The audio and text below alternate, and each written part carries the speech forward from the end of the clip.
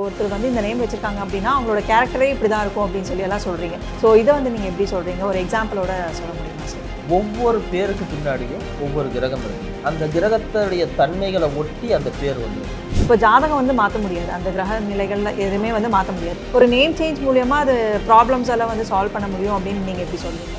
ஒரு கிரகம் அதனுடைய காரகம், அதனுடைய தொழில், அந்த தொழிலை நாம் செய்யும்போது அது சம்மந்தப்பட்ட பேர். இப்போ நியூ பார்ன் பேபிஸ்க்கெல்லாம் பேர் வைக்கிறாங்க இல்லைங்களா? இப்போ அவங்களோட ஜாதகத்தில் நீங்கள் எதன் அடிப்படையில் வந்து பேரை சூஸ் பண்ணி கொடுப்பீங்க? சுயஜாதகத்தில் எந்த கிரகம் முக்கியமாக இருக்குது, அதை தாண்டி அவங்க குடும்பம் வந்து என்ன மாதிரியான பாரம்பரியத்தில் இருக்குது, வருங்காலத்தில் எப்படி வரணும்னு அந்த குடும்பம் எதிர்பார்க்குதோ அதே மாதிரியான ஒரு சூழ்நிலையை அந்த குழந்தைகள் வந்துடுவாங்க. ஸோ ஒரு பிஸ்னஸ்க்கு ஒரு நேம் வைக்கணும் அப்படிங்கிறது வந்து எவ்வளோ இம்பார்ட்டன்ட் சார்? அது வந்து நீங்கள் எப்படி ப்ரெடிக்ஷன் பண்ணுவீங்க? சத்தத்தை அடிப்படையாக வச்சு தான் இந்த பெயர்களை உருவாக்கணும். அந்த பெயர்கள் வந்து தொழிலையும் மிகப்பெரிய மாற்றம் முன்னேற்றத்தை கொண்டு வந்து தரும். அது ஓனருடைய ஜாதகம், பார்ட்னருடைய ஜாதகம், செய்யக்கூடிய தொழில்.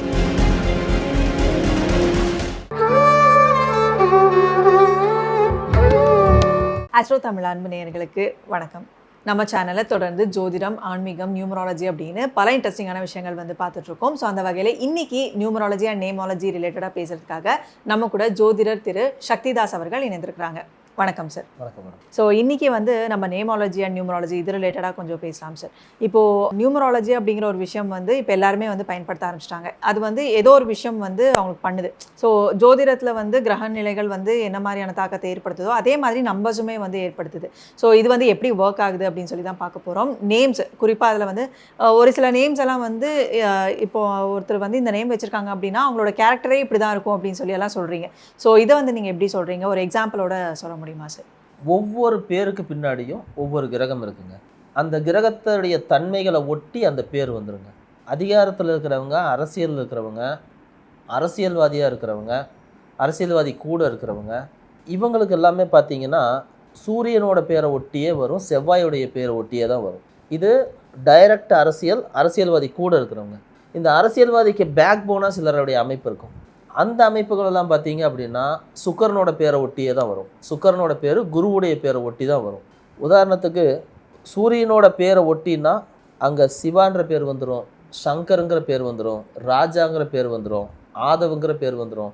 சிலருக்கு வந்து துரைன்னு வரும், சிலருக்கு ஐயான்னு வரும், சிலருக்கு அப்பான்னு வரும். இல்லை அப்படின்னா சந்திரனுடைய வேறு சில பேர்களை சேர்த்தி வச்சுருப்பாங்க. இப்போ ரவி சந்திரன் அப்படின்னு வச்சுக்கிறது. இப்போ ரவின்னா சூரியன், சந்திரன்னா சந்திரன் டைரெக்டாக குறிக்கிறது. ஸோ இந்த மாதிரி பேர்கள் தான் வந்து அரசியலை சுற்றி, அரசியல்வாதிகளை சுற்றி வரும். அரசியல்வாதிக்கு கீழே இருக்கிறவங்க அப்படின்னா அவருக்கு என்ன செய்யணும்னு நினைக்கிறாங்களோ அந்த வேலையை செய்கிறவங்க. சிலர் வந்து துறை சார்ந்து வேலை செஞ்சு கொடுப்பாங்க, சிலர் வந்து துறை சாராத, அதாவது நேரடியாக செய்ய முடியாத, மறைமுகமாக செய்ய வேண்டிய சில சிக்கலான விஷயங்களை தீர்க்கக்கூடிய, கொஞ்சம் வந்து அதிகாரத்தையோ பலத்தையோ பிரயோகப்படுத்தி சில விஷயங்களை செய்யணும் அப்படின்னும் போது, சிம்பிளாக சொன்னால் கொஞ்சம் ரவுடிசத்தோடு தான் செயல்படணும் அப்படின்ற மாதிரி. அப்படின்னா இந்த மாதிரி இருக்கிறவங்களுக்குலாம், அதாவது அந்த வேலை செய்கிறவங்களுக்கெல்லாம் செவ்வாயுடைய பேர், சனியுடைய பேர் வந்துடும். இப்போது செவ்வாயுடைய பேருன்னும் போது முருகன், செந்தில், அதுலேயும் வந்து செங்கோடன், சரவணன், குமார். இந்த குமாருங்கிற பேர் எல்லா இடத்துலையும் கண்டிப்பாக இருக்கும். அதுலேயே கீழே வந்து ராஜாங்கிற பேர் வந்துடும். இப்போ இந்த மாதிரியான பேரெல்லாம் என்ன செய்யும் அப்படின்னா ஒரு கீழ் லெவலில் இருந்து அரசியல்வாதிக்கு கீழே இருக்கும். ஏன்னா இந்த பேர் ஒரு நாள் டக்குன்னு மேலே போகிறதுக்கு ஒரு லக்கு இருக்குது, பெரிய லக்கு இருக்குது இந்த பேருக்கு. திடீர்னு ஒரு நாள் மேலே போயிடும். அந்த எந்த தலைவர் மேலே இருக்காரோ அந்த தலைவருக்கு அடுத்து இவங்க அப்படிங்கிற இடத்துக்கோ, இல்லை தலைவருக்கு ரீப்ளேஸ் பண்ணுற இடத்துக்கோ இவங்க போயிடுவாங்க. ஸோ அதனால் இந்த ரெண்டு பேர் வந்துடும். பேக் எண்டில் இருக்கிற பேர் அப்படின்னு பார்த்தீங்கன்னா இவங்க பெரும்பாலும் அறிவு சார்ந்து இருப்பாங்க, இல்லைன்னா பணம் சார்ந்து இருப்பாங்க. இவங்க வந்து முன்னாடியே வரமாட்டாங்க. அப்போ அந்த அறிவு சார்ந்து வர்ற இடத்துல எல்லாத்துக்குமே குருவுடைய பேர் வந்துடும். அப்போ அவங்க பேர் வந்து புவனம், அகிலம், இல்லை அப்படின்னா சோமன், சந்திரனுடைய பேரும் அதில் வந்துடுது. இந்த மாதிரியான சில பேர்கள்லாம் வந்துடும். அப்புறம் வந்து சாமி பேரை ஒட்டி வர்றது, அப்புறம் ஆசிரியர் பேரை ஒட்டி வர்றது, இந்த மாதிரியான பேர் எல்லாமே பேக் எண்டில் அவருக்கு அறிவு கொடுக்குற இடத்துல வந்துடும். அதுலேயும் குறிப்பாக செல்வம், சுந்தரம், கலா, இல்லைன்னா காலம், இந்த மாதிரி பேர் வருது. மேகத்துடைய பேர் வர்றது, தண்ணியுடைய பேர், ஆறுடைய பேர், பூவுடைய பேர், இதை ஒட்டியெல்லாம் வர்றவங்க என்னென்னா இந்த அரசியலுக்கு பின்னாடி இருக்கக்கூடிய ஆளுங்க, அவங்களுடைய பேரை ஒட்டி தான் இருக்கும். பெரும்பாலும் சுந்தரம் அப்படின்னு கூட இருக்கும்.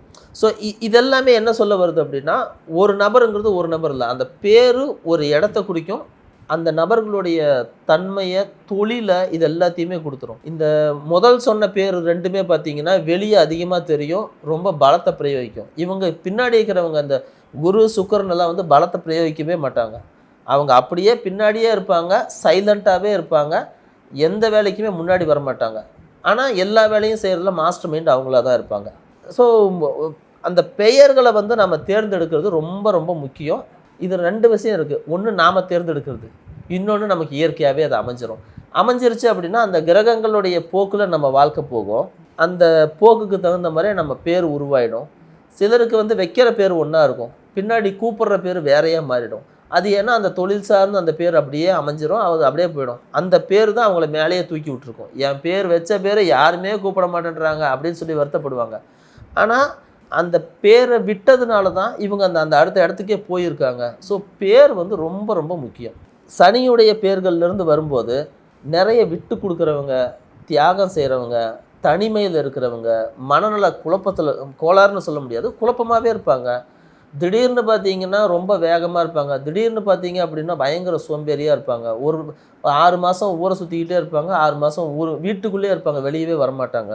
இந்த மாதிரி ஏருக்கு மாறான சூழ்நிலை இருக்கக்கூடியது எல்லாமே சனியுடைய பேராக இருக்கும். அப்போ அந்த சனியுடைய பேருக்குள்ளே போயிட்டீங்கன்னா அமர், மணி, தாசு, குமார், அதுலேயும் வந்து குமார் கூட இன்னொரு பேர் சேரணும். சேர்ந்துருச்சு அப்படின்னா அது சனிக்குள்ளே வந்துடும். இந்த மாதிரியான பேரெல்லாம் போயிடும். அப்புறம் கஸ்தூரி, ஜீவா, ஜீவன், இந்த மாதிரியான பேர்கள்லாம் பார்த்தீங்கன்னா இந்த சனிக்குள்ளேயே உட்கார்ந்துட்டுருக்கும். இப்போது சுக்கிரனுடைய பேருக்குள்ளே போயிட்டீங்க அப்படின்னா அழகு சம்மந்தப்பட்ட அத்தனை பேர்களும், பூ சம்மந்தப்பட்ட அத்தனை பேர்களும், வாசனை இல்லை நவரத்னங்கள், இது சம்மந்தப்பட்ட அத்தனை பேருமே வந்து சுக்கிரனுடைய பேருக்குள்ளே போயிடும். ஏன்னா இப்போ நான் ஒரு 4 பேர் சொன்னேன்னா மக்கள் வந்து அந்த 4 பேரை மட்டும் பார்த்துட்டு ஓ இது மட்டும்தான் நினைக்குவாங்க. அப்படி இல்லை, இதை ஒட்டி வரக்கூடிய எல்லா பேர்களுமே. அப்புறம் புதனுடைய பேருக்குள்ளே போட்டிங்கன்னா ராகம், பாட்டு, அப்புறம் புத்திசாலித்தனத்தை குறிக்கக்கூடிய பேர்கள், பேப்பர், பேனா, மாணவனை குறிக்கக்கூடிய பேர்கள், இந்த மாதிரி பேர்கள் எல்லாமே அதை ஒட்டி வந்துடும். ஸோ ஒரு கிரகத்துக்கும் அதனுடைய காரகத்துக்கும் அதனுடைய பெயர்களுக்கும் நெருங்கிய தொடர்பு உண்டு. நம்ம வாழ்க்கையே அதை ஒட்டி தான் போகுது. ஒரு வாத்தியாராக இருக்காங்க அப்படின்னா அங்கே பெரும்பாலும் அவளுக்கு சந்திரனும் சுக்கிரனும் சேர்ந்துருப்பாங்க, இல்லைன்னா சந்திரன், குரு, இந்த மாதிரி சேர்ந்துருப்பாங்க. அந்த இடத்துல என்ன ஆகும்னா அவங்க பேர் அதுக்கு தகுந்த மாதிரி 2 பேர் வரும். முத்துமணின்னு வரும், ஏன்னா முத்து வந்து சந்திரனுக்குரியது, மணி வந்து அதை முத்துவை வந்து மறுபடியும் நவரத்னத்துலேயே சேர்த்திக்கலாம். ஸோ அவங்க அந்த இடத்துல வந்துடும். அப்புறம் கலான்னு வரும், சரோஜா, சரஸ்வதி, இந்த மாதிரியான பேரெல்லாம் வந்து இந்த டீச்சிங் ஃபீல்டில் வரும். அதோடு சேர்த்து அவங்களுடைய வாழ்க்கையிலையும் சில சிக்கல்கள் ஒளிஞ்சிருக்கும். அவங்களுக்கு ஒரு கர்ப்பப்பை பிரச்சனை இருக்கும், குழந்தை ரீதியான பிரச்சனை இருக்கும், எவ்வளோ பணம் வந்தாலும் தங்காது, சிலருக்கு வட்டிக்கு விடுறவங்களாக இருப்பாங்க, வீட்டுக்கு அழகு சாதன பொருட்கள் அழகு அதிகமாக வாங்கிட்டு இருப்பாங்க, அவங்க வீட்டில் வந்து இந்த டெய்லரிங்கு, ஃபேஷன் டிசைனிங், அப்புறம் மருத்துவம், அறுவை சிகிச்சை இல்லாத மருத்துவம், இதை ஒட்டி படிக்கிறவங்களாக இருப்பாங்க. ஸோ ஒவ்வொரு பேரும் ஒவ்வொரு கிரகம், ஒவ்வொரு கிரகமும் ஒவ்வொரு காரகம், ஒவ்வொரு காரகமும் ஒவ்வொரு தொழிலை குறிக்கும். இந்த பேர் கரெக்டாக தொழிலோடு மேட்ச் ஆகிடுச்சு அப்படின்னா அவங்க பெரிய இடத்துக்கு வந்துடுவாங்க. கவர்மெண்ட் வேலையிலையும் இதே தான். நான் நிறைய பேர் பார்த்துருக்கேன், பாஸ்கர், கதிரவன், ராஜா, சிவா, சங்கர், பாலாஜி, இப்படி இருக்கிற எல்லா பேருமே பார்த்திங்கன்னா அதிகமாக இருக்கும் கவர்மெண்ட் வேலையில். சில இடங்களில் பார்த்திங்கன்னா இந்த அடுத்த செவ்வாயுடைய பேர்கள்னா முருகன், செந்தில், சரவணன், இந்த மாதிரியான பேர்கள் வந்துடும்.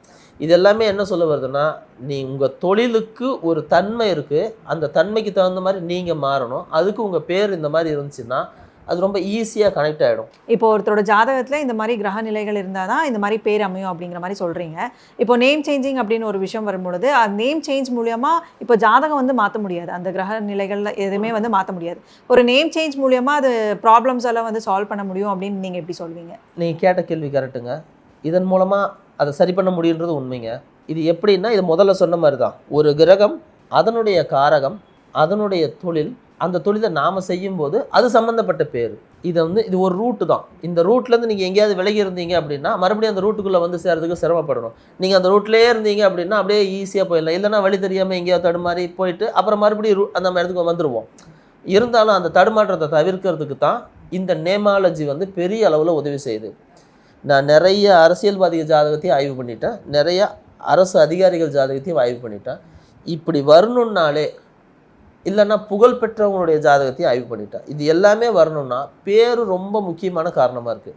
சிலருக்கு ஈஸியாக வெற்றி அமைஞ்சிடும், அதுக்கு ஒரு குறிப்பிட்ட பேர் இருக்கும். ஏன்னா அவங்க பேரே வெற்றியை ஒட்டியே தான் இருக்கும். இப்போ விஜய்ன்றது வந்து விஜய், ஜெய் இந்த மாதிரியான பேர்கள்லாம் வந்து வெற்றியை குறிக்கக்கூடிய பேர்கள். அதுக்கு அவங்க ஒன்றும் கஸ்டமர்லாம் பட தேவையில்ல. அவங்கள ஈஸியாக கொண்டு போய் ஒரு இடத்துல வச்சுருவாங்க. நீங்கள் பார்த்து அதில் ஒர்க் பண்ணிட்டு இருந்தாலே போக ஒரு நாள் மேலே வந்துடலாம். போராடி தான் வரணும்னு ஒருத்தனுக்கு பேர் இருக்கும்.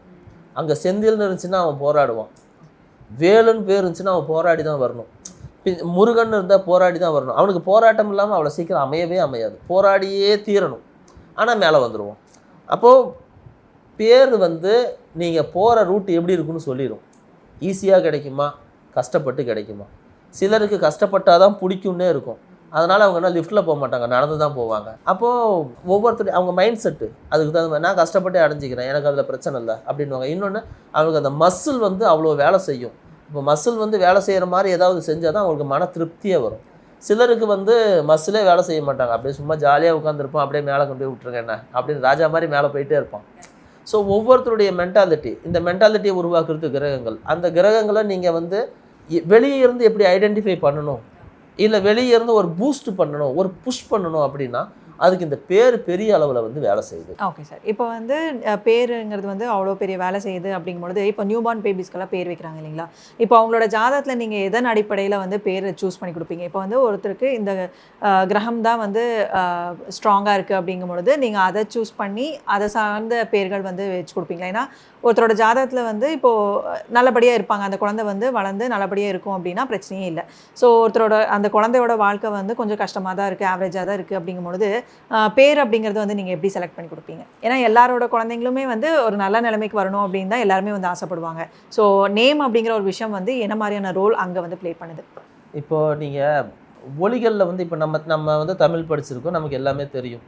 நீங்கள் தமிழ் எழுத்துக்களை வந்து பிரிக்கும் போதே வல்லினம், மெல்லினம், இடையினம்னு பிரிச்சிருவாங்க. ஏன்னா அந்த சத்தமே வந்து இப்போ வல்லினம் அப்படின்னு சொன்னால் அது வந்து எப்படி வேணாலும் தன்மை மாறி மாறி செயல்படும். இப்போ நீங்கள் வந்து கருப்புன்னு சொன்னாலும் சரி, காதுன்னு சொன்னாலும் சரி, அந்த அந்த சத்தத்தை வந்து நீங்கள் தான் வந்து அட்ஜஸ்ட் பண்ணணும், மேலே ஏற்றி இறக்கிக்கணும். ஃபிக்ஸடு கிடையாது. அதுக்கப்புறம் மெல்லினம் இருக்குது, இடையினம் இருக்குது. இதை ஒவ்வொன்றுக்கும் ஒவ்வொரு சத்தம்.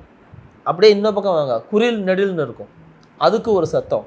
அப்போது அந்த எழுத்துக்கள் வந்து சில இடங்களில் ரொம்ப சாஃப்டாக போகும், சில இடங்களில் கொஞ்சம் ஆர்ஷாக போகும், அழுத்தி தான் போகும். இதை நீங்கள் புரிஞ்சிக்கணும் அப்படின்னா ஒரு ஃபேன் முன்னாடி ஒரு டம்ளர், ஒரு காலி டம்ளர் வைக்கிறீங்க அப்படின்னா ஃபேன் ஓடுற வேகத்துக்கு அது ஓடிடும், அந்த காற்றோட வேகம். இதை மறுபடியும் நீங்கள் திரும்பி மற்ற வேதங்களுக்குள்ளே இல்லை நம்ம மற்ற ஆன்மீகத்துக்குள்ளே வந்தீங்கன்னா உங்களுக்கு ஒரு மந்திரம்னு சொல்லுவாங்க. ஏதாவது ஒரு பிரச்சனை இருந்துச்சு அப்படின்னா ஒரு மந்திரம் சொல்லித்தரோம், நீங்கள் இதை செய்யுங்க அப்படின்வாங்க. மந்திரங்கள் உச்சாடணும் அப்படிங்கிறது சில வெளியே இருக்கும், சில உள்ளே இருக்கும். அதை வந்து நீங்கள் நம்ம நியூட்டனோட 3rd லாவோட கனெக்ட் பண்ணிக்கிங்க. Every action as a opposite reaction. சரி, அந்த மாதிரி வச்சுக்கும் போது நீங்கள் ஒரு மந்திரத்தை வெளியே நோக்கி பண்ணிங்கன்னா அது உள்நோக்கி ஒரு புஷ்ஷு கொடுக்கும். இதை நீங்கள் உங்களுடைய வாழ்க்கையில் பயன்படுத்தி பார்க்கணும் அப்படின்னா இந்த ஓமுங்கிற ஒரு மந்திரம் இருக்கும். நீங்கள் அதை சொன்னீங்கன்னா அது வேறு ஒன்றும் இல்லை, ஒரு மூச்சு தான். இங்கேருந்து மேலே போயிட்டு கீழே வர்ற ஒரு மூச்சு. ஆனால் அந்த மூச்சு சும்மா ஓடக்கூடாது, ஒரு 3 இடத்துல நின்றுட்டு போ அப்படின்னு ஒரு வார்த்தை சொல்லுவாங்க. இப்போ பஸ்ஸு மாதிரி தான், சும்மா பஸ் இந்த கடைசிக்கு அந்த கடைசிக்கு ஒன்றும் நல்லா இருக்காது, ஒரு 3 இடத்துல நின்று 4 பேர் ஏறி இறங்குவோம். அப்போது இந்த ஓமுங்கிற மந்திரம் என்ன பண்ணோம்னா ஆன உடனே அடிவேர் அடிக்கும், ஊன உடனே இந்த நெஞ்சு குழி அடிக்கும், இம்முன்னும் போது இங்கே தொண்டை அடிக்கும். அப்போ இந்த 3 இடத்துல நின்று போகணும். நீ சும்மா போயிட்டு வர்ற அந்த மூச்சை நீ என்ன பண்ணுறன்னா 3 இடத்துல நின்று போகவை. எதுக்குன்னா ப்ராக்டிஸ் பண்ணு. அப்போ அவன் அங்கே 3 இடத்துல நின்று போவான். நின்று போகும்போது உன்னுடைய மனம், உடல் இதெல்லாம் அப்படி கொஞ்சம் சீராகும். இல்லைன்னா அது கண்ணா பின்னான்னு தறிக்கெட்டு அலையும், அது உனக்கும் சிக்கல். ஸோ நீங்கள் ஒரு மனிதனுக்கு வைக்கக்கூடிய பேர் என்ன அப்படின்றத கேட்டிங்களே, எப்படி வேலை செய்யுது? ஓமுங்கிற வார்த்தையை எடுத்து அதை பிரிச்சிங்கன்னா ஆ ஊ இம்முன்னு வரும். அது எப்படி வேலை செய்யுதுன்னா நமக்குள்ளே வேலை செய்யும். இது ஒரு மெத்தடு. இன்னொரு மெத்தடு பார்த்திங்கன்னா நான் சொன்ன இந்த ஃபேன் காற்று தள்ளுற மாதிரி. அப்போது உங்களை நோக்கி யாராவது ஒருத்தர் கொஞ்சம் ஏன்னு ரொம்ப வேகமாக ஒரு பேசுகிறாங்க அப்படின்னா அது உங்களுக்கு மேலே ஒரு திடீர்னு ஒரு தாக்கத்தை உருவாக்கும். இந்த சத்தங்கள் தான் எல்லா வேலையுமே செய்யுது.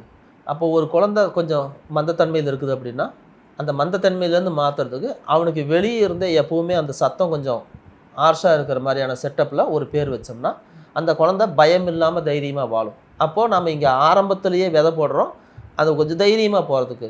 சிலர் ரொம்ப ஓவர் ஆக்டிவாக இருப்பாங்க, அவங்கள கொஞ்சம் கீழே இறக்கி வைக்கணும். அப்போ அதுக்கு தகுந்த மாதிரி ஒரு பேர். சிலர் வாழ்க்கையில் வந்து நம்ம ஃபேமிலி இப்படி தான், நம்ம ஃபேமிலியில் வந்து எல்லாருமே இந்த மாதிரி தான் இருக்காங்க, ஸோ அந்த ஃபேமிலி ஓரியண்ட்டாகவே நீயும் வரணும் அப்படின்னு ஒரு செட்டப் ஒரு குடும்பத்தில் விருப்பப்படுறாங்கன்னா, அப்போ அதுக்கு தகுந்த மாதிரி ஒரு பேர் வச்சோம்னா, அது மறுபடியும் அதே தான். அந்த சத்தம், வெளியே இருந்து கொடுக்கக்கூடிய இம்பேக்ட்டு, இந்த மாதிரியான விஷயங்கள் என்ன பண்ணும்னா, அவங்க மேலே ஒரு மிகப்பெரிய தாக்கத்தை உருவாக்கிக்கிட்டே போகும். அதன் மூலமாக அந்த குழந்தைகள் வருங்காலத்தில் எப்படி வரணும்னு அந்த குடும்பம் எதிர்பார்க்குதோ, அதே மாதிரியான ஒரு சூழ்நிலையை அந்த குழந்தைகள் வந்துடுவாங்க. அது ஒழுக்கம், கல்வி, அவங்களுடைய வேலைவாய்ப்பு, திருமணம், அவங்களுடைய கடைசி வாழ்க்கை, இது எல்லாத்துலேயுமே ஒரு நல்ல ஒரு மாற்றத்தை உருவாக்கிது. ஓகே, பேருங்கிறது வந்து அவ்வளோ ஒரு மேஜர் ரோல் வந்து ப்ளே பண்ணுது. ஸோ குழந்தைங்க பேர் வைக்கும் பொழுது இந்த மாதிரியான ஃபேக்டர்ஸ் எல்லாம் வந்து நீங்கள் சொல்கிறீங்க. இதுக்கெல்லாம் அடிப்படையாக வந்து அவங்களோட சுய ஜாதகம் தான் வந்து நீங்கள் அடிப்படையாக எடுத்து பண்ணுவீங்க இல்லையா? சுய ஜாதகத்தில் எந்த கிரகம் முக்கியமாக இருக்குது, அதை தாண்டி அவங்க குடும்பம் வந்து என்ன மாதிரியான பாரம்பரியத்தில் இருக்குது. நம்ம பேர் வைக்கிறதே வந்து ஒரு லெவல்லேருந்து இன்னொரு இடத்துக்கு மாற்றுறதுக்கு எங்கேயோ தவறு இருக்குது, அந்த தவறை எப்படி சரி பண்ண முடியும் அப்படின்னும் போது இந்த பெயர் வந்து ஒரு வாய்ப்பு. ஸோ குழந்தைங்களுக்கு உண்டான நேம்ஸ் வந்து எவ்வளோ இம்பார்ட்டண்ட்டோ அதே அளவுக்கு வந்து இப்போ ஒரு மனிதன் வந்து ஒரு பிஸ்னஸ் பண்ணுறான் அப்படிங்கும்பொழுது அவங்களோட கெரியர் வந்து பில்டப் ஆகணும் அப்படின்னு சொல்லி தான் அந்த நேம் முதற்கொண்டு எல்லாமே வந்து பார்த்து வைக்கிறாங்க. ஸோ ஒரு பிஸ்னஸ்க்கு ஒரு நேம் வைக்கணும் அப்படிங்கிறது வந்து எவ்வளோ இம்பார்ட்டன்ட் சார்? அது வந்து நீங்கள் எப்படி ப்ரெடிக்ஷன் பண்ணுவீங்க?